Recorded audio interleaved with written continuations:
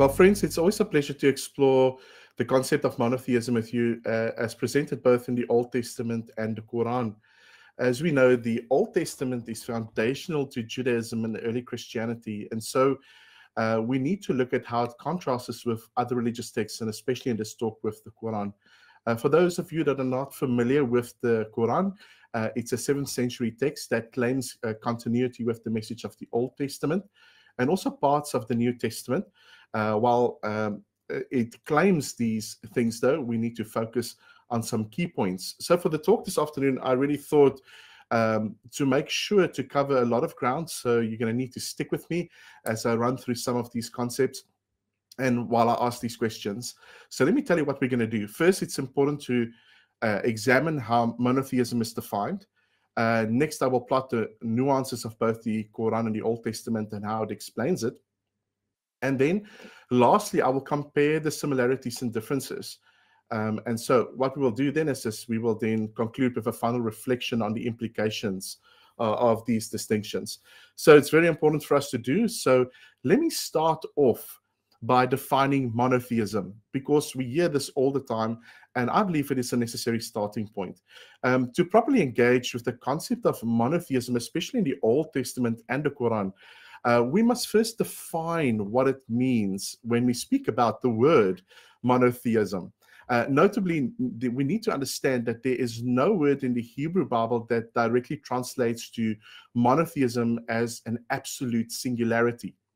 Now, it might even shock you if you hear that even in the Quran, the concept of Tawheed conveys the idea of unification rather than mere numerical oneness.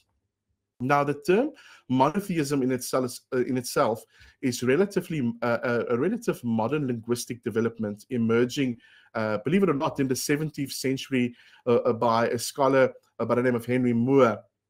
And he was an English philosopher and theologian, and he coined the term around 1660 to describe specifically the belief in one God, but in a numerical way. So he took the word monos, which comes from the Greek, which means one, and the word theos, which comes from God. And so he put the two words together and he started using the word monotheism.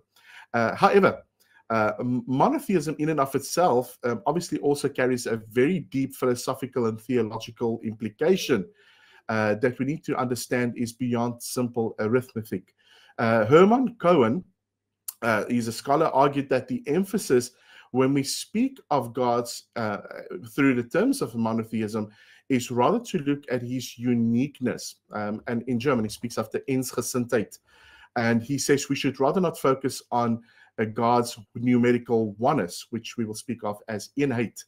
And so he challenged us to move beyond purely numerical definitions and divine singularity when we define this term.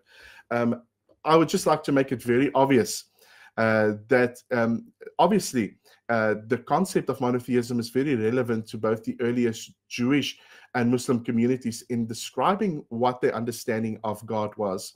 So we need to define it fairly and in its time. So let me start off and just say, neither the Old Testament believers nor the earliest Muslims had explicit categories to explain core tenets like, for instance, God's unity or his essence or the attributes evident within their texts. So what did they do? Well, they had to develop, they had to reflect, and they had to inform, and they had to make deductions and describe these essential categories from their respective texts, and they had to inform themselves when they explicated their faith. So what I'm going to do is I'm going to start to briefly discuss the Israelite religion and how they understood their central belief in the one God. So quickly going to speak about how we trace monotheistic trends, especially in the Israelite religion. Okay, so Dr. Theophile J. Meek, a scholar at the University of Toronto, started and he asserted that the earliest Israelite religion was not strictly monotheistic, but rather he would speak of monolatrous. And he recognized that there was in the Jewish conception of God the understanding that there was the existence of other deities. But while demanding exclusive worship, they understood that the God of the Hebrew scriptures were the one that placed on them the demand to worship him alone. He says that this view aligns with the scholarly consensus that ancient Israelites and their theological development involved a gradual transition from what we know as being monolatrous as what we could perceive to be a numerical oneness. And so it culminated in the prophetic literature and later Jewish thought. Another Old Testament scholar by the name of Helmer Ringren, this is a Swedish scholar of the Old Testament, observed very similarly that Yahweh, as Israel's confederate God under the Mosaic covenant, held a unique position as the sole deity. And he says, despite the broader Near Eastern polytheistic context around Israel, the Israeli religious identity was shaped by an exclusive devotion to Yahweh.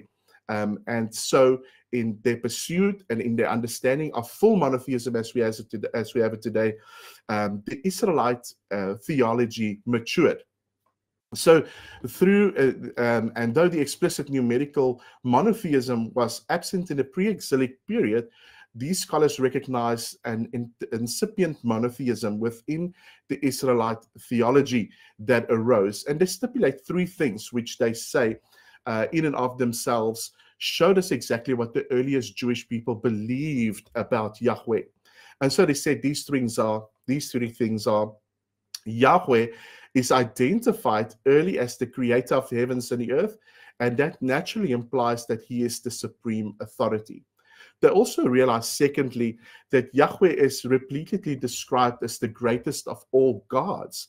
And then thirdly, the Israelite religion uniquely demands exclusive worship of Yahweh, which logically extends to the belief that there is only one true God.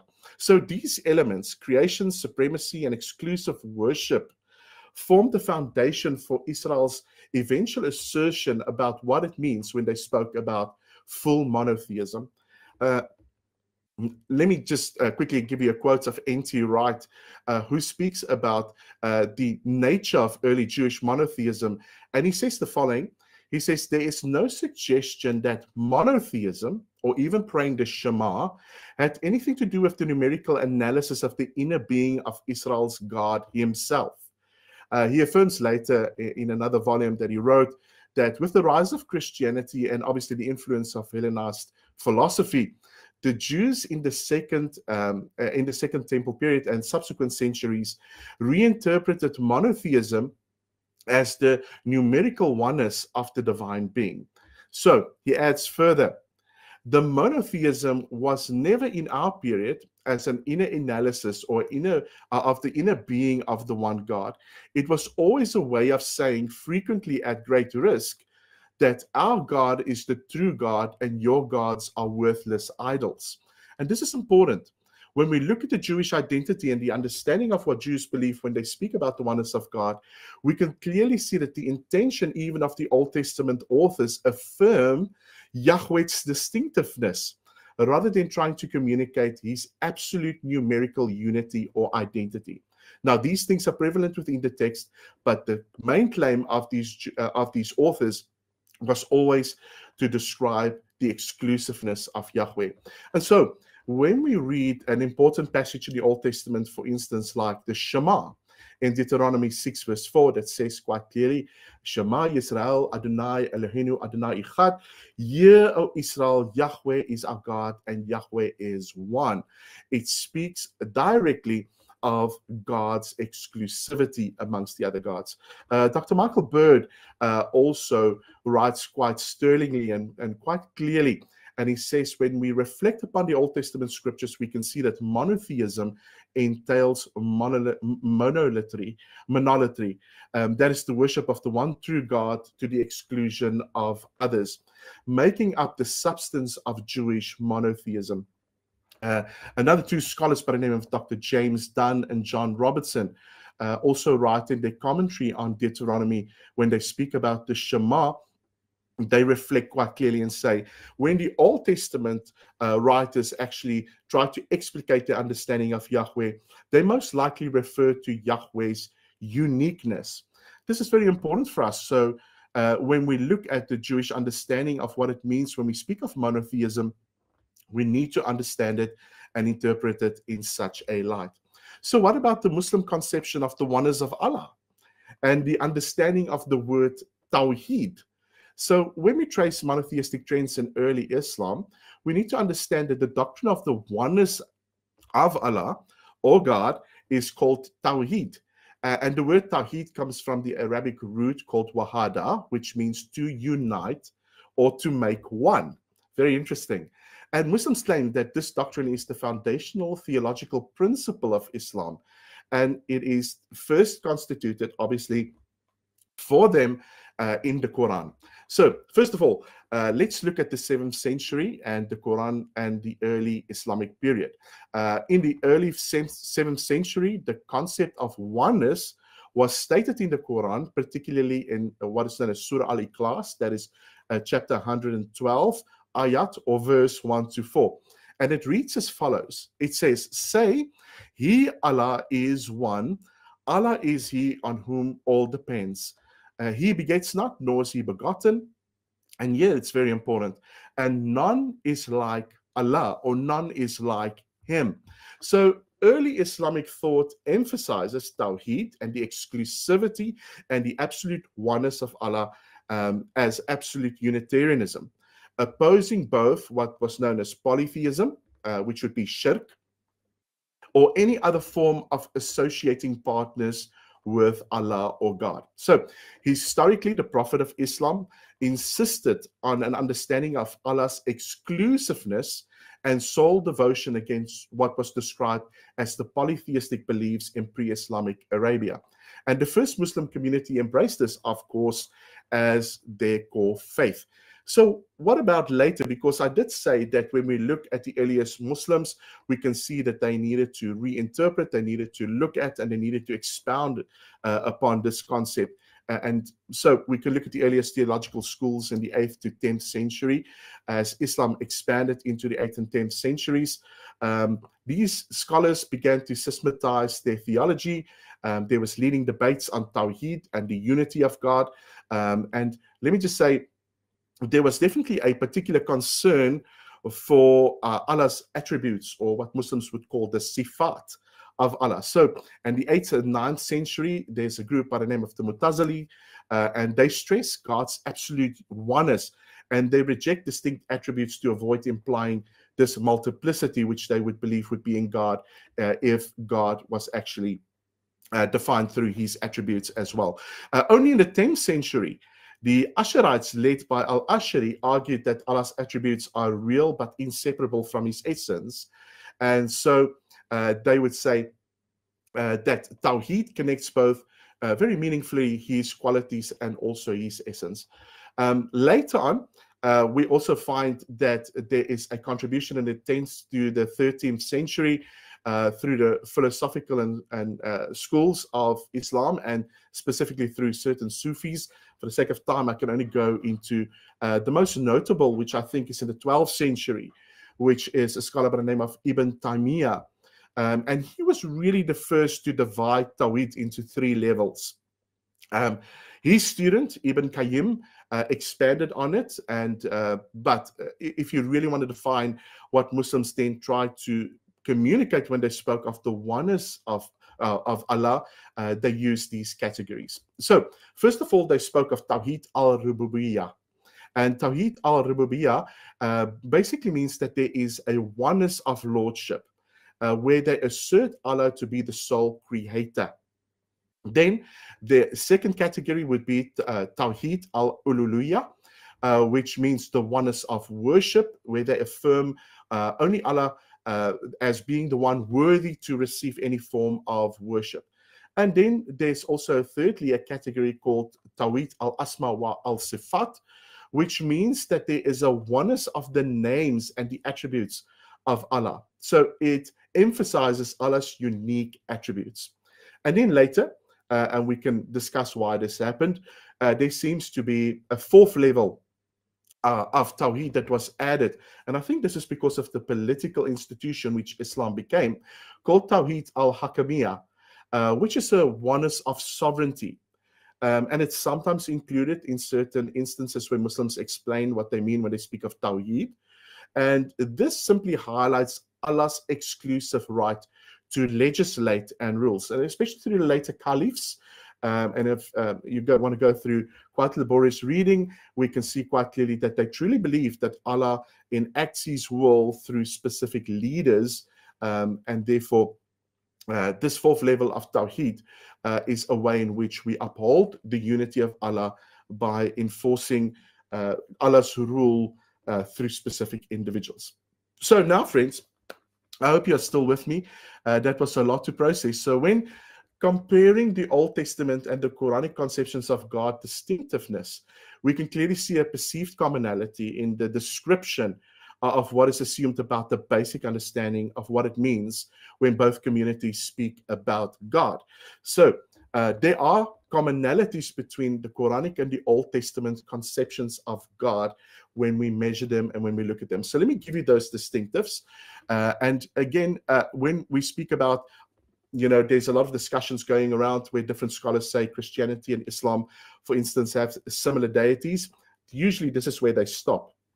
And so they say, well, the commonalities are found both in the Old Testament and the Quran that depicts that Yahweh or Allah is, and number one, they would speak of the sole creator and ruler, the greatest conceivable being, and the sole custodian worthy of worship. Those three things are usually what is given to us to show us quite clearly that there is a continuity or a similarity and the perceived conception of both communities' deities that we find in the Old Testament and the Quran. But at this point, we should also conclude and say that as students who fear God and who fear His word, and also understand we need to speak about everything that both the Bible and the Quran says, obviously, we must also acknowledge the need to explore the differences, particularly when comparing the Old Testament conception of Yahweh with the Quranic understanding of Allah. So let me quickly speak to you about the differences between the Old Testament conceptions of God and why we cannot adequately explain and say that the conception of God, especially when we look at the Old Testament and the New Testament, has an absolute bearing of unity. So number one, I'm going to speak about a personhood, or what it means when we speak about person. Now, why do I go down this route? Well, undoubtedly, there is a personal interaction between Allah and His created order. We can see, for instance, that in Al-Hadid, this is chapter 57 of the Quran, ayat 4, it speaks and it says that Allah is with you wherever you are. Another one that is quite popular is found in Surah Al-Kahf, that is chapter 50 of the Quran, in ayat 16. Muslims love this. They say that Allah is closer to you than your jugular vein. And so there's this perceived understanding that there is a personal interaction between Allah and His creation. But it's interesting to note that even though the Muslim devotee is instructed to ascertain a certain knowledge of Allah through His revealed names and attributes, the creator-creature distinction remains very clearly defined. And this is very important. Whenever we speak to Muslims, we can see that one of the major differences, especially when we measure what we see about God in the Old Testament and God in the Quran, is that the interaction in the Quran between Allah and His creatures, and in the Old Testament between Yahweh and His people, lacks agency and personhood. Now, let me explain to you exactly what I mean. When we look at Allah, we can see that Allah's distinctiveness is very different to what we see when God declares His distinctiveness in the Old Testament. When we look at the Allah of the Quran, He's absolutely, or I should rather say, ultimately transcendent. Now, again, I've read to you Surah Al-Ikhlas, that is chapter 112, but let me remind you of ayat 4, that declares that whenever we conceive Allah, none is like unto Him. Okay? So nothing that we conceive about Allah and Him being a personal deity is comparable when we conceive about Him. Now, we need to say, obviously, when we look at the Old Testament, when we speak about God, there's a lot of things that for us is beyond comprehension. but we are speaking about what it means when Allah reveals himself personally and as person. Okay, so Dr. Ronald Nicholson says emphatically, and I want to read this to you. It's quite lengthy, but I think it will explain exactly what I'm trying to communicate. He says the word shakhs, meaning a person, is not applicable to Allah, though it occurs with reference to him in tradition. Allah is nowhere described by any term that implies for Muslims what the word person implies for us Christians. Muslims, for the most part, have always conceived that Allah is personal only as far as personal relations are allowed to exist between worshipper and his God. Allah is entirely different from all other created beings.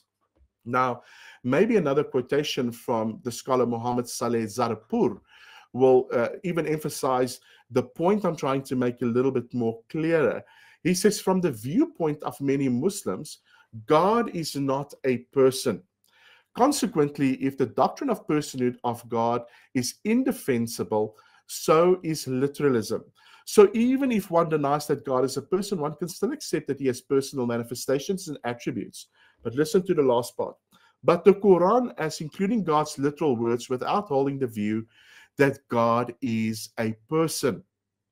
So, what do we communicate with when we actually try to distinguish what it means when we speak about Allah?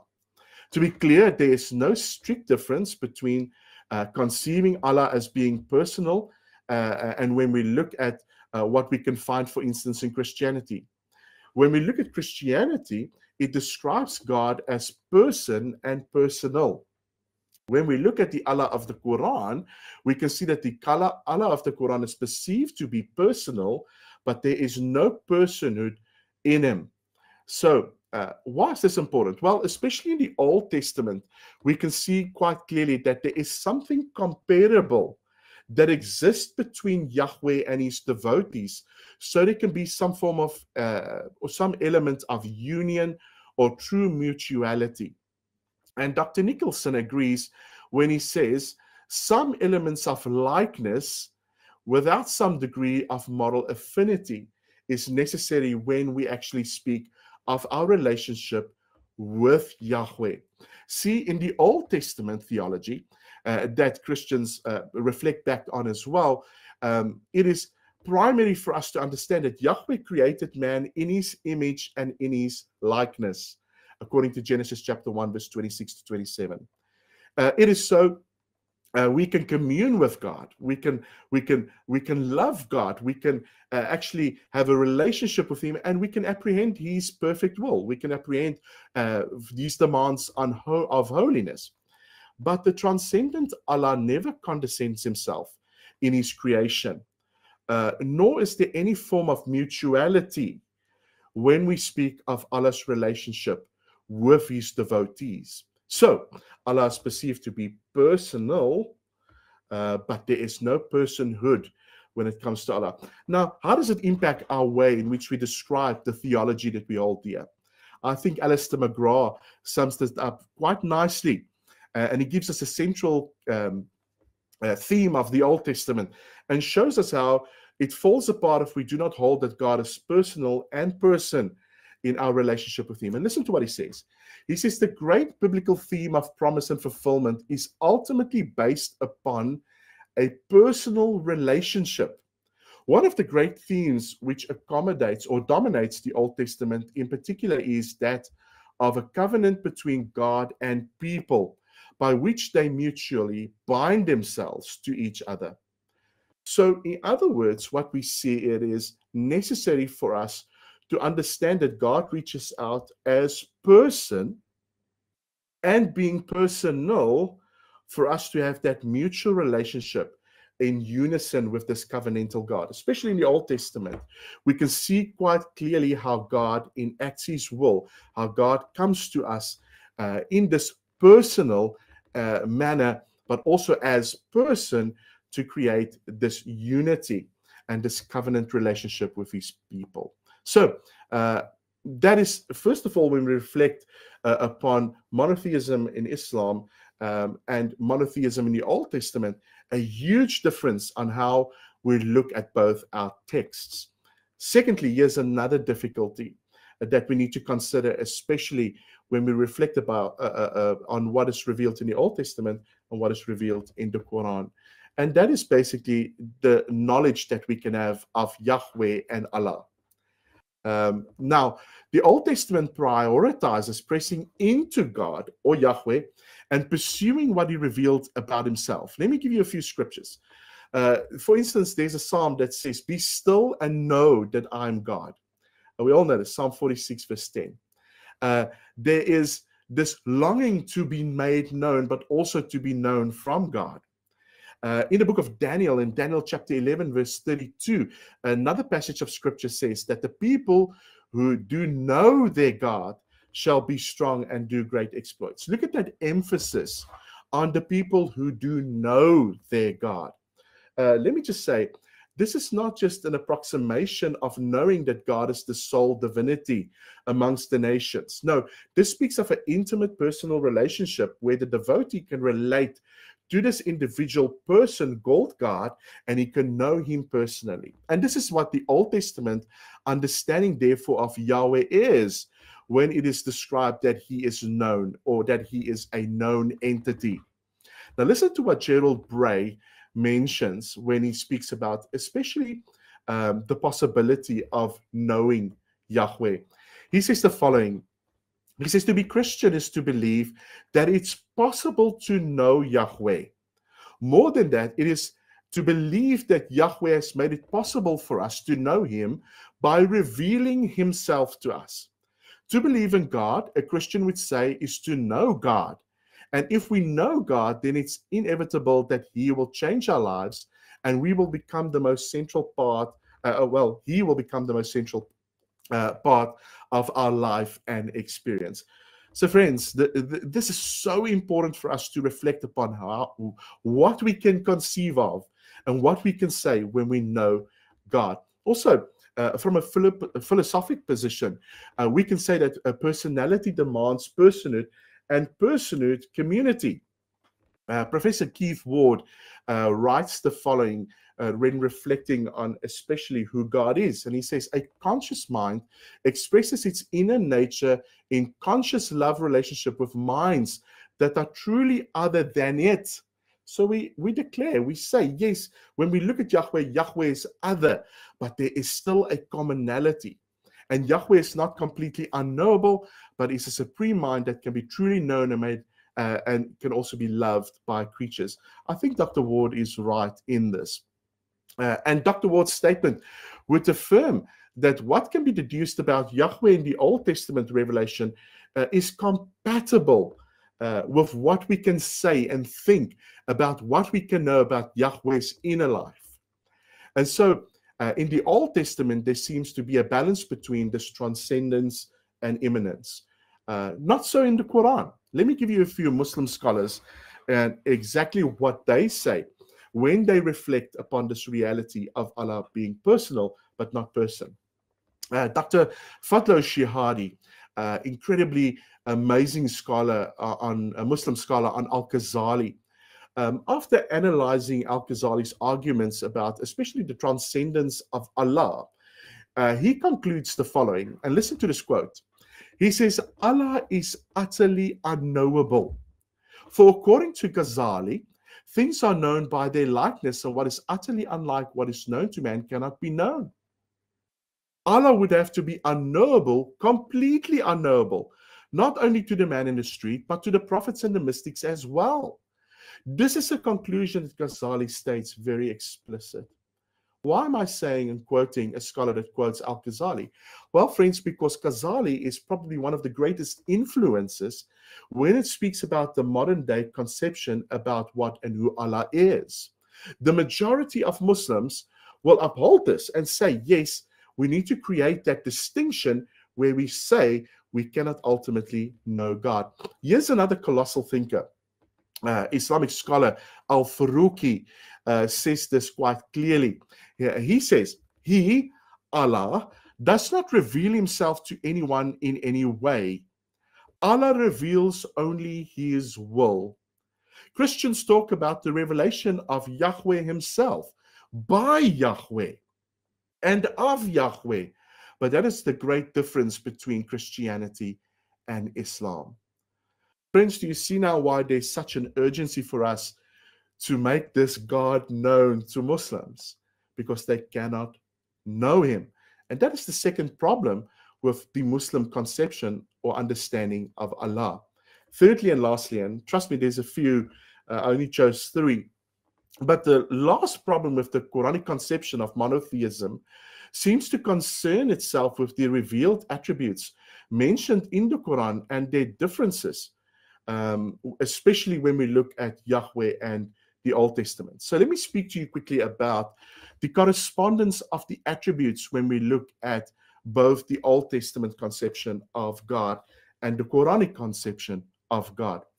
We all know this beautiful passage of scripture in Exodus chapter 34, verse 6 to 7, that says, the Lord, the compassionate and gracious God, slow to anger, abounding in love and faithfulness, maintaining love to thousands, and forgiving wickedness, rebellion, and sin, yet he does not leave you guilty or unpunished. Beautiful scripture that gives us a descriptive understanding of what it means when we speak about the understanding of what we attribute to Yahweh.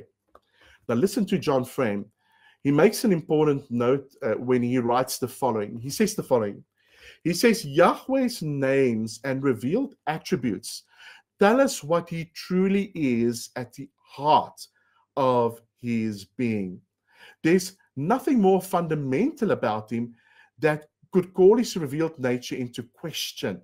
Such biblical terms as holiness, goodness, and love, and eternally expressed, these eternally express Yahweh's essence.